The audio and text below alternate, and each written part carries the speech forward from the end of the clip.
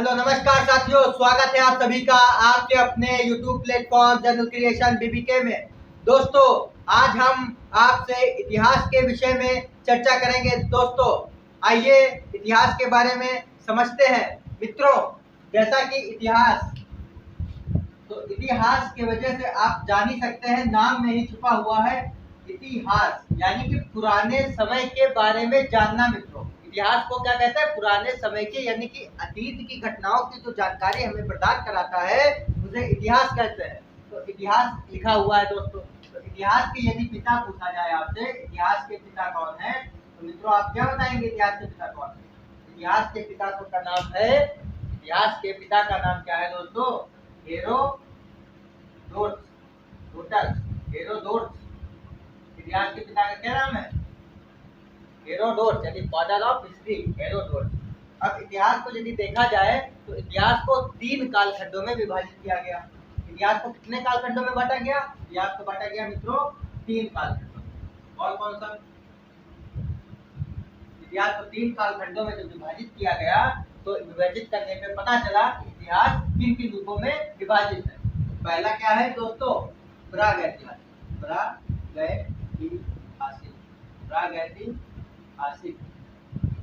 प्रागैतिहासिक काल।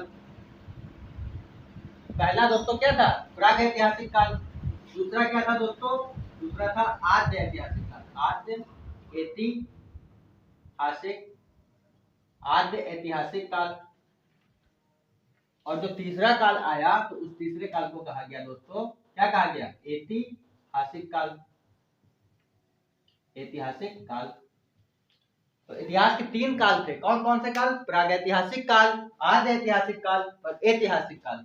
जो प्रागैतिहासिक काल है, कैसे जानेंगे कि कौन सा काल प्रागैतिहासिक है, कौन सा आद्य ऐतिहासिक है, कौन सा ऐतिहासिक है? तो जो प्रागैतिहासिक काल है दोस्तों, उसमें क्या डिफरेंस है? उसमें डिफरेंस ये है कि इसके बारे में लिखा नहीं गया है। क्या है दोस्तों? लिखा नहीं गया है। इसके बारे में क्या है? कुछ लिखा नहीं है। इसके बारे में क्या है? कुछ भी लिखा नहीं है दोस्तों। जो आद्य ऐतिहासिक है, तो आद्य ऐतिहासिक में क्या है? लिखा गया, लिखा तो गया है लेकिन दोस्तों पढ़ा नहीं गया, पढ़ा नहीं जा सका। क्यों नहीं पढ़ा जा सका? क्योंकि ऐसी लिपियां थी, ऐसी विधियां थी जिसको पढ़ना मुमकिन नहीं था। तो लिखा गया लेकिन पढ़ा नहीं गया। क्या हुआ दोस्तों? पढ़ा नहीं गया। ये वाला लिखा गया यानी कि प्रागैतिहासिक काल लिखा नहीं है और आद्य ऐतिहासिक काल लिखा गया लेकिन पढ़ा नहीं गया।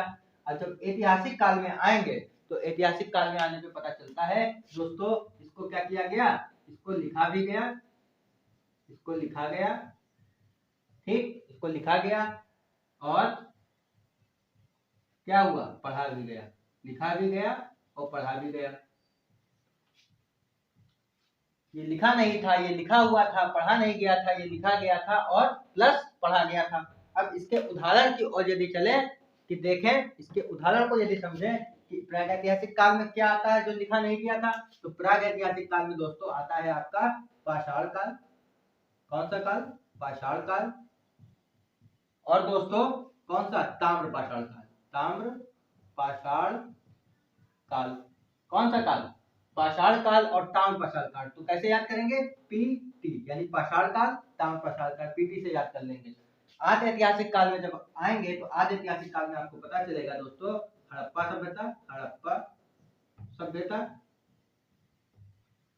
सभ्यता और कौन सा इसका उदाहरण है? ऋग्वैदिक काल। ऋग्वैदिक काल दोस्तों, हड़प्पा सभ्यता और ऋग्वैदिक काल। यानी इसको कैसे याद करेंगे? एच से हड़प्पा सभ्यता, आर से ऋग्वैदिक काल। आद्य ऐतिहासिक में जब आएंगे तो ऋग्वैदिक काल के आगे बढ़ेंगे तो वो समय सीमा हमारी थी उत्तर वैदिक काल की। किस काल की दोस्तों? उत्तर वैदिक काल। तो इस प्रकार से पता चलता है कि इतिहास को 3 भागों में बांटा गया, प्रागैतिहासिक, आद्य ऐतिहासिक और ऐतिहासिक काल। अब हम आपसे हड़प्पा सभ्यता के विषय में चर्चा करने जा रहे हैं दोस्तों। किसके बारे में चर्चा करेंगे? हड़प्पा सभ्यता। हड़प्पा सभ्यता के बारे में जानते हैं। तो हड़प्पा सभ्यता दोस्तों कैसी सभ्यता थी? हड़प्पा सभ्यता हमारी नगरीय सभ्यता। कैसी थी? नगरीय सभ्यता। हड़प्पा सभ्यता कैसी थी? नगरीय सभ्यता थी। हड़प्पा सभ्यता हमारी नगरीय सभ्यता थी। वहां पे नगर पाए गए थे। इसलिए हड़प्पा सभ्यता को नगरी सभ्यता कहा गया। और हड़प्पा सभ्यता के बारे में जब देखते हैं तो पता चलता है कि हड़प्पा सभ्यता नगरी सभ्यता रही। और हड़प्पा सभ्यता में कौन कौन आया ये भी देखा जाएगा ना दोस्तों। आई हुई जातियां, तो हड़प्पा सभ्यता में कौन कौन सी जातियां आई थी? तो हड़प्पा सभ्यता में दोस्तों आए थे प्रोटो ऑस्ट्रेलाइट, और आपके आए मंगोलाइट, अल्पाइन और भूमध्य सागरीय। कितने लोग आए? कौन कौन सी जातियां आई? प्रोटो ऑस्ट्रेलाइट, मंगोलाइट, अल्पाइन, भूमध्य सागरीय। अब आए थे तो कौन कहां से आया था ये भी आपको देखना होगा। ऑस्ट्रेलाइट यानी कि ये कहां से आए थे दोस्तों? ऑस्ट्रेलिया से। कहां से आए थे? ऑस्ट्रेलिया से आए थे। ऑस्ट्रेलाइट ऑस्ट्रेलिया से आए थे। अच्छा, मंगोलाइट्स कहां से आए? तो मंगोलाइट्स आए दोस्तों यूरोप से। अल्पाइन कहां से आए? अल्पाइन आए दोस्तों जापान से। भूमध्य सागरीय वाले कहां से आए? तो ये दोस्तों अफ्रीका से आए थे। कहां से आए थे? अफ्रीका से आए थे, क्योंकि भूमध्य सागर अफ्रीका के साइड है। अफ्रीका से आए थे दोस्तों। कैसे याद करेंगे? ऑस्ट्रेलाइट ऑस्ट्रेलिया, मंगोलाइट में ऊपर ओ की मात्रा, यूरोप में ऊपर ओ की मात्रा, अल्पाइन में आखिरी में ना है, जापान में आखिरी में ना है, भूमध्य सागर अफ्रीका, याद हो जाएगा। ये जातियां आई थी। अगर पूछा जाए आपसे कि सबसे पहले कौन आया, तो सबसे पहले कौन आए? प्रोटो ऑस्ट्रेलाइट। कौन आए? सबसे पहले प्रोटो ऑस्ट्रेलाइट। सबसे पहले प्रोटो ऑस्ट्रेलाइट आए। ठीक मित्रों, और सबसे ज्यादा संख्या में कौन आया? सर्वाधिक मंगोलाइट आए थे। कौन आए थे? सर्वाधिक मंगोलाइट, सर्वाधिक आए। अब ये सर्वाधिक आ गए तो इनको भारत में एक नाम दिया गया दोस्तों, और वो नाम है, भारत में इनको क्या कहा गया? द्रविड़। क्या कहा गया? इनको द्रविड़ के नाम से जाना जाता है। किस नाम से जानते हैं मंगोलाइट को? इनको द्रविड़ कहा गया। मंगोलाइट सर्वाधिक मात्रा में इंडिया में आए थे, हड़प्पा सभ्यता में आए थे, इसलिए उनको क्या कहा गया? द्रविड़ कहा गया। आइए दोस्तों आगे समझते हैं हड़प्पा सभ्यता के बारे में। तो हड़प्पा सभ्यता में आई हुई जातियों को बता दिया। तो हड़प्पा सभ्यता एक नगरी सभ्यता थी, तो उसमें नगर कैसा था तो वो उसके बारे में समझते हैं। यहाँ पे लिख देंगे हड़प्पा सभ्यता के मकान।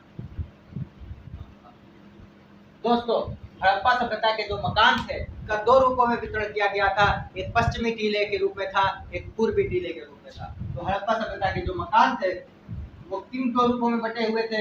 वो इन दो रूपों में बटे हुए थे कि पहला रूप कौन सा था? पहला जो टीला था उसको कहते थे पश्चिमी टीला। क्या कहते थे? पश्चिमी टीला।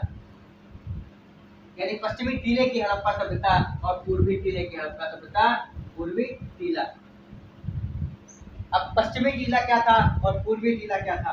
दोस्तों जो पश्चिमी टीला था वहां पे उच्च वर्ग के लोग रहते थे, तो पूर्वी टीला था वहां पे निम्न वर्ग के या सामान्य लोग रहते थे। पश्चिमी टीला क्या था? ऊंचाई पर स्थित था। क्या था? ऊंचाई पर स्थित। पश्चिमी टीला दोस्तों ऊंचाई पर स्थित था। पश्चिमी टीला ऊंचाई पर स्थित था। और जो मकान थे, मकान कैसे थे दोस्तों? यहाँ के जो पश्चिमी टीले का मकान थे, मकान कहते थे दुर्गीकृत, यानी कि उनके चारों ओर बाउंड्री वॉल थी। जैसे किले में बाउंड्री बनी होती है एक दुर्ग में, उसी प्रकार से पश्चिमी टीले के जो मकान थे वो दुर्गीकृत थे और ऊंचाई पे थे। और यहाँ के जो लोग थे, इन लोगों के पास क्या था दोस्तों? पैसा अधिक था। इन लोगों के पास क्या था? पैसा अधिक था। पैसा अधिक था। और इधर का जो समुदाय था उस समुदाय को क्या कहते थे? समुदाय को गढ़ कहते थे। क्या कहते थे दोस्तों? इधर के समुदाय को गढ़ कहते थे। क्या कहते थे? गढ़। समुदाय को गढ़ कहते थे। ठीक, ये बात हो गई आपके पश्चिमी टीले की। अब पूर्वी टीले के बारे में समझते हैं। आपको पहले भी बता दिया कि पूर्वी टीला क्या था। पूर्वी टीले में कौन लोग रहते थे? तो सामान्य नागरिक रहते थे। सामान्य लोग रहते थे। सामान्य लोग जब रहते थे तो इनके पास तो टूटे फूटे झोपड़ी थी, मकान थे, उसमें रहते थे। पश्चिमी टीले के मकान दुर्गीकृत हुआ करते थे, जबकि पूर्वी टीले के मकान कैसे थे? दुर्गीकृत नहीं थे। पूर्वी टीले के मकान दुर्गीकृत नहीं थे दोस्तों। ठीक है। अच्छा, अब हड़प्पा सभ्यता के मकान के बारे में आपने समझ लिया। अब एक बात और समझ लीजिए, ये यहाँ से पूर्वी टीला इधर हो गया, पश्चिमी टीला आपका इधर हो गया। अब इसके बाद हम आगे बता रहे हैं। जो हड़प्पा सभ्यता थी, तो हड़प्पा सभ्यता की सड़कें कैसी थी और मकान कैसे थे। अभी हमने आपको बताया कि मकान जो थे दुर्गीकृत थे, यहाँ पे दुर्गीकृत नहीं थे, लेकिन बने कैसे थे। तो सड़कें जो थी वो कच्ची ईंट की थी। हड़प्पा सभ्यता में सड़कें कैसी थी, कच्ची ईंट की। कैसी थी, कच्ची ईंट की। और जो मकान थे वो पक्की ईंट के थे। कैसे थे, पक्की ईंट, पक्की ईंट के। ठीक, इतनी बात हो गई दोस्तों। हमने आपको बताया कि जातियां आई, पश्चिमी टीला, पूर्वी टीला, मकानों के बारे में बताया, सड़कें बताई, कच्ची थी, मकान पक्के थे। अब इसके बीच में कुछ अपवाद है दोस्तों। क्या है, अपवाद है। उस अपवाद को हम यहाँ पे लिख देते हैं, अपवाद। कुछ अपवाद है। अपवाद क्या कहते हैं, जैसे बता दिया आपको सड़कें कच्ची थी, मकान पक्के थे। तो अब यहाँ पे था मोहनजोदारो। क्या था, मोहनजोदारो। पिक्चर भी बनी है ऋतिक रोशन की, मोहनजोदारो। मोहनजोदारो था दोस्तों। मोहनजोदारो की जो क्या था, सड़कें थी। सड़कें कैसी थी, यहाँ पे सड़कें कच्ची ईंट की थी, जबकि ये अपवाद है, मोहनजोदारो की सड़कें पक्की ईंट की थी। कैसी थी, पक्की ईंट। मोहनजोदारो की सड़कें पक्की ईंट की थी। जब सड़कें पक्की ईंट की थी तो वहां पे क्या पाया गया दोस्तों, राजमार्ग मिला। क्या मिला, राजमार्ग मिला। पिक्चर भी आपने देखी है, मोहनजोदारो बनी है, जिसमें ऋतिक रोशन है। और उस पिक्चर में दिखाया जाता है कि वहाँ पे पक्की सड़कें हैं, राजमार्ग है, राजा लोग राज करते हैं और प्रजा भी निवास करती है। तो मोहनजोदारो की सड़कें पक्की ईंट की थी और राजमार्ग मिलता है। और बताते हैं आपको वहाँ पे किस किस प्रकार के अपवाद पाए गए। तो अपवादों में एक और नाम आता है दोस्तों आपका लोथल। लोथल में क्या था, लोथल में जो खिड़की दरवाजे थे मकान के। अच्छा, आप लोगों के खिड़की दरवाजे रोड की तरफ नहीं खुलते हैं, लेकिन वहां के लोथल के जो मकान के खिड़की एंड दरवाजे, तो खिड़की दरवाजे जो थे वो किधर खुलते थे, मुख्य सड़क की ओर खुलते थे। मुख्य सड़क की ओर खुलते थे। मुख्य सड़क की ओर यानी मेन रोड की तरफ खिड़की और दरवाजे खुलते थे दोस्तों। मोहनजोदड़ो हो गया, लोथल हो गया। और कालीबंगा एक और नाम आता है दोस्तों इसमें, कालीबंगा। इसका नाम आता है अपवाद में, अपवाद में नाम आता है कालीबंगा। अपवाद में कालीबंगा का नाम आता है।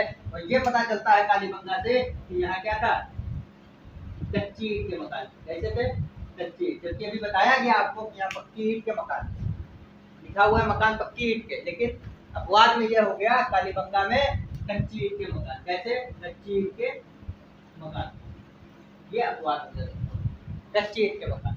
और जो आपकी हड़प्पा सभ्यता थी, नगरीय सभ्यता जरूर थी, लेकिन हड़प्पा सभ्यता नगरीय सभ्यता से ज्यादा दूसरी चीज के लिए प्रसिद्ध थी। और वह दूसरा सिस्टम क्या था, जल निकासन प्रणाली, यानी कि वहां पे नालियों की व्यवस्था समुचित रूप से की गई थी। जल निकासन प्रणाली व्यवस्थित थी, वर्षा का पानी आसानी से निकास कर जाता था दोस्तों। तो यहाँ पे लिख देंगे आपका हम हड़प्पा सभ्यता। हड़प्पा सभ्यता किसके लिए सर्वाधिक प्रसिद्ध थी, तो जल निकासन प्रणाली। किसके लिए, जल निकासन, जल निकासन प्रणाली। हड़प्पा सभ्यता में क्या हुआ, हड़प्पा सभ्यता में जल निकासन प्रणाली पाई गई दोस्तों। ठीक है, आइए हड़प्पा सभ्यता के बारे में अन्य चीजों को भी जानते हैं। तो हड़प्पा सभ्यता की कुछ ना कुछ अर्थव्यवस्था थी, इकोनॉमिक सिस्टम था, अर्थव्यवस्था। अर्थव्यवस्था वहां की कैसी थी, किस बेस पे थी, कैसे लोग पैसा कमाते थे। तो अर्थव्यवस्था क्या थी दोस्तों, कृषि आधारित। कैसी थी, कृषि आधारित। अर्थव्यवस्था दोस्तों कैसी थी, अर्थव्यवस्था कृषि आधारित थी। जब कृषि आधारित थी तो कोई ना कोई फसलें उगाई जाती होंगी। तो फसलें उगाई जाती थी दोस्तों गेहूं और जौ। और हड़प्पा सभ्यता से ही आपको कपास के बारे में पता चलता है। किसके बारे में पता चलता है, कपास के बारे में। यानी कि कपास की जो खेती थी दोस्तों, कपास की खेती की स्टार्टिंग कहाँ से मानी जाती है, स्टार्टिंग जो कपास की खेती की मानी गई, स्टार्टिंग कहाँ से मानी गई, हड़प्पा सभ्यता। कपास की खेती हड़प्पा सभ्यता से मानी गई। और कपास की खेती से संबंधित एक शब्द हड़प्पा सभ्यता में देखा गया, जिसका नाम है सिंडर। सिंडर या सिंडोम। सिंडोम, सिंडन या सिंडोम दोस्तों, पेपर में पूछता है सेंटन या संदोम किस भाषा का शब्द है, तो आप बताएंगे यूनानी भाषा। यूनानी कौन सी भाषा? यूनानी भाषा का शब्द है। अच्छा, अब यूनानी भाषा का शब्द है तो इसका अर्थ भी कुछ ना कुछ होगा। इसका अर्थ क्या होता है? इसका अर्थ होता है दोस्तों कपास। ठीक है। हड़प्पा सभ्यता की अर्थव्यवस्था कृषि आधारित थी। गेहूं तथा जौ मुख्य फसलें हुआ करती थी। कपास की खेती भी की जाती थी। स्टार्टिंग हड़प्पा सभ्यता से मानी गई। सिंडन या सिलोन शब्द देखा गया, जो कि यूनानी भाषा का शब्द है, जिसका अर्थ होता है कपास। आइए अर्थव्यवस्था के बाद इनकी भाषा के बारे में जानते हैं। हड़प्पा सभ्यता की भाषा कैसी थी? तो हड़प्पा सभ्यता की जो भाषा थी, हर भाषा की कोई ना कोई लिपि होती है दोस्तों। तो जो यहाँ की लिपि थी, हड़प्पा सभ्यता की भाषा की लिपि कैसी थी? इनकी लिपि चित्रात्मक। कैसी थी? चित्रात्मक। यानी कि ऐसे ऐसे लोग बना देते थे, ये कुछ बना दिया चित्र, और इस चित्र के माध्यम से ये लोग अपनी भावों विचारों का आदान प्रदान किया करते थे। हड़प्पा सभ्यता की भाषा की लिपि चित्रात्मक, जो कि हमने आपको बताया था आधे ऐतिहासिक काल में ये लिखा गया है, लेकिन पढ़ा नहीं गया है, इसलिए ये क्या है? पढ़ी नहीं। क्या हुआ? पढ़ी नहीं जा सकी, पढ़ी नहीं जा सकी। अब आप बताइए, जो चित्र में लिखा है, जब हमें उनकी लिपि का ज्ञान ही नहीं है तो हम उनके वर्णों को, उनके विचारों को कैसे समझ पाएंगे? सिर्फ चित्रों को देख के अनुमान लगाया गया कि क्या बना है, क्या बात बता रहे हैं। तो इनकी लिपि कैसी थी? चित्रात्मक थी, पढ़ी नहीं जा सकी दोस्तों। आइए और बातों को समझते हैं कि क्या है हड़प्पा सभ्यता। तो हड़प्पा सभ्यता का समाज, यहाँ पे लिखते हैं हड़प्पा समाज। तो हड़प्पा समाज कैसा था? मात्र सत्तात्मक। कैसा था? मात्र सत्तात्मक। हड़प्पा समाज कैसा था? मात्र सत्तात्मक था, यानी कि माता प्रधान थी। क्या था? माता प्रधान थी। माता प्रधान थी दोस्तों हड़प्पा सभ्यता में। क्या था? हड़प्पा सभ्यता का समाज मात्रात्मक समाज हुआ करता था, माता प्रधान थी। तो माता प्रधान थी तो यहाँ पे देवता भी थे और पशु भी था। किसकी पूजा करते थे? देवता, पशु और दोस्तों क्योंकि हड़प्पा सभ्यता मात्र सत्तात्मक थी, माता प्रधान थी। देवता कौन थे? देवता इनके प्रमुख देवता पशुपति थे। इंपॉर्टेंट पॉइंट है, इसको ध्यान रखिएगा। देवता पशुपति पूछ लेगा, हड़प्पा सभ्यता के प्रमुख देवता का क्या नाम है? पशुपति, अर्थात दोस्तों शंकर भगवान। कौन भगवान? शंकर भगवान। ठीक बात है। पशु कौन था? पशु इनका प्रमुख पशु बैल था। कौन था? बैल था। वृक्ष किसका मानते थे? ये पूजनीय, तो पीपल के वृक्ष को पूजनीय मानते थे। और एक पॉइंट नोट करके डालिएगा दोस्तों, तो पशु की बात आती है परीक्षा में पूछ लेते हैं कि हड़प्पा सभ्यता से किस जानवर का साक्ष्य नहीं मिलता है? तो शेर के साक्ष्य नहीं मिलते। हड़प्पा सभ्यता से क्या होता है दोस्तों? शेर के साक्ष्य नहीं मिलते। हड़प्पा सभ्यता में शेर के साक्ष्य नहीं मिलते। समाज मात्र सत्तात्मक, देवता पशुपति, पशु बैल और वृक्ष पीपल का हुआ करता है। और नोट पे डाल दिया है आपने कि शेर के साक्ष्य हड़प्पा सभ्यता से नहीं मिलते हैं। मित्रों आइए हड़प्पा सभ्यता के बारे में अन्य कुछ बिंदुओं के बारे में भी आपसे चर्चा कर लेते हैं। जो हड़प्पा सभ्यता थी, तो हड़प्पा सभ्यता की दिशाएं 4 थी। हर दिशा की 4 दिशाएं होती हैं। उन 4 दिशाओं में कुछ न कुछ देश, राज्य, जिले, प्रांत स्थित होते हैं। तो हड़प्पा सभ्यता की जो दिशा थी उसमें पूरब, पश्चिम, उत्तर, दक्षिण, यानी ईस्ट, वेस्ट, नॉर्थ और साउथ। पूरब, पश्चिम, उत्तर, दक्षिण, नॉर्थ, साउथ। पूरब में क्या स्थित था दोस्तों? आलमगीरपुर। क्या स्थित था? आलमगीरपुर। पूरब में स्थित है आलमगीरपुर, लेकिन पूर्व लिखा है तो पूरब में क्या है? आलमगीरपुर। अच्छा, दक्षिण में क्या है दोस्तों? तो दक्षिण में है सुत्ता गैंडोर। क्या है? सुत्ता गैंडोर। दक्षिण में सुत्ता गैंडोर है। और उत्तर में क्या है दोस्तों? उत्तर में आपका था मांडा। क्या था दोस्तों? मांडा। दक्षिण में क्या है? दक्षिण में दा से दक्षिण, दा से दोस्तों दैमाबाद। अच्छा, अब आपसे ये पूछ लेगा कि पूरब, पश्चिम, उत्तर, दक्षिण में क्या स्थित है, तो आप क्या बताएंगे दोस्तों? पूरब में आलमगीरपुर, पश्चिम में आपका सुत्ता गैंडोर, उत्तर में मांडा, दक्षिण में दैमाबाद। अच्छा, आलमगीरपुर जो था किस नदी के किनारे स्थित है? था तो हिंडन नदी। कौन सी नदी थी? हिंडन नदी। हिंडन नदी। सुत्ता गैंडोर कौन सी नदी? दाष्ट नदी। मांडा कौन सी नदी? चेनाब नदी। चेनाब नदी, चेनाब नदी के किनारे स्थित था। दैमाबाद कौन सी नदी? प्रवरा नदी। उम्मीद करते हैं समझ आ रहा होगा। आलमगीरपुर हिंडन नदी, सुक्का कैटोर दास नदी, मांडा चेनाब नदी, दैमाबाद प्रवरा नदी, इन नदियों के किनारे स्थित था। 2-4 बिंदु और बचे हैं, उनको भी दोस्तों नोट कर लीजिए। यहाँ पे 1 2 3 करके दिखा देते हैं। हड़प्पा सभ्यता में कुछ मोहरे पाई गई। हड़प्पा सभ्यता की मोहरों पर, अच्छा जो मोहरे होती हैं, सिक्के होते हैं, तो कुछ ना कुछ बना होता है। तो हड़प्पा सभ्यता की जो मोहरे थी उन पर क्या बना था? एक सींग वाला हिरन। क्या बना था? एक सींग वाला हिरन बना था। दूसरे पॉइंट में नोट करिएगा, हड़प्पा सभ्यता की मोहरों पर लिख दिया आपने एक सींग वाला हिरन बना था। और जो मूर्तियां बनाई जाती थी दोस्तों, मूर्तियां आग में पकाकर बनती थी। मूर्तियां आग में पकाकर बनती थी। अच्छा, आग में पकाकर बनती थी तो किस विधि पर ज्यादा बनती थी? उस विधि का नाम पेपर में पूछता है, तो आप उस विधि का नाम नोट कर लीजिए, टेराकोटा विधि। कौन सी विधि मित्रों? टेराकोटा विधि। उस विधि का नाम टेराकोटा विधि। अच्छा, तीसरा पॉइंट और है, पशु कौन सा महत्वपूर्ण था? पशु महत्वपूर्ण, यह महत्वपूर्ण पशु कौन सा था दोस्तों? ऊबड़ वाला बैल। कौन सा? ऊबड़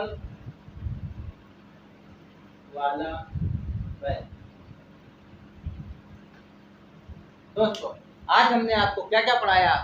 इतिहास के बारे में बताया। इतिहास के पिता हेरोडोटस बताया, 3 कालखंडों में विभाजित किया। हड़प्पा सभ्यता को प्रारंभ किया तो हड़प्पा सभ्यता के जातियों के बारे में बताया, मकानों के बारे में बताया, अर्थव्यवस्था